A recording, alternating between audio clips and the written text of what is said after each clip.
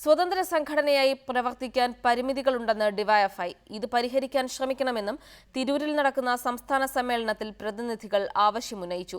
പുതിയ സംസ്ഥാന ഭാരവാഹികളെ ഇന്ന് തിരഞ്ഞെടുക്കും. ഏതെങ്കിലും രാഷ്ട്രീയ പാർട്ടിയുടെ പോഷക സംഘടനയായല്ല പ്രവർത്തിക്കേണ്ടതെന്ന വിമർശനമാണ് പ്രതിനിധികൾ സമ്മേളനത്തിൽ ഉന്നയിച്ചത്. ഡിവൈഎഫ്ഐക്ക് സ്വതന്ത്രമായി പ്രവർത്തിക്കാൻ കഴിയണം. എന്നാൽ ഇതിന് പരിമിതികളുണ്ടെന്നും ചില അംഗങ്ങൾ ചർച്ചയിൽ ചൂണ്ടിക്കാട്ടി. സ്വതന്ത്ര സംഘടനയായി പ്രവർത്തിക്കാൻ കഴിഞ്ഞില്ലെന്ന് സംസ്ഥാന നേതൃത്വവും സമ്മതിക്കുന്നു. വ്യത്യസ്തമായ രാഷ്ട്രീയ പാർട്ടികളോട് അനുഭാവമുള്ള യുവജനങ്ങളെപ്പോലും ആകർഷിക്കാനും അണിനിരത്താനും കഴിയുന്ന യുവജന സംഘടനയായി പ്രവർത്തിക്കാനാണ് ഞങ്ങളുടെ ആഗ്രഹം. എന്നാൽ പലപ്പോഴും ഒന്നും സാധിക്കാറില്ല. ആദിവാസി മേഖലയിലെ യുവജനങ്ങൾക്കിടയിലും ഭിന്നലിംഗക്കാർക്കിടയിലും പ്രവർത്തനങ്ങൾ സജീവമാക്കാനുള്ള പ്രമേയങ്ങളും സമ്മേളനത്തിൽ അവതരിപ്പിച്ചു.